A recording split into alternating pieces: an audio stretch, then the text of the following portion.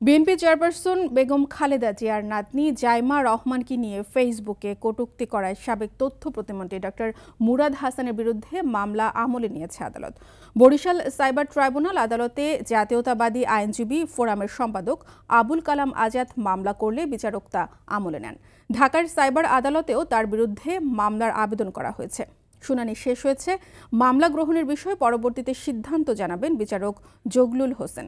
এদিকে কানাডা ও দুবাই বিমানবন্দর থেকে ফেরত আসা মুরাদ হোসেন আত্মগোপনে রয়েছেন। ধানমন্ডির নিজ বাসায় তিনি ওঠেননি, নিজ এলাকা জামালপুরেও যাননি। আইনশৃঙ্খলা বাহিনীর একজন ঊর্ধ্বতন কর্মকর্তা বলেছেন, যেহেতু তার বিরুদ্ধে মামলা হয়েছে, আইন অনুযায়ী প্রয়োজনীয় ব্যবস্থা নেওয়া হবে।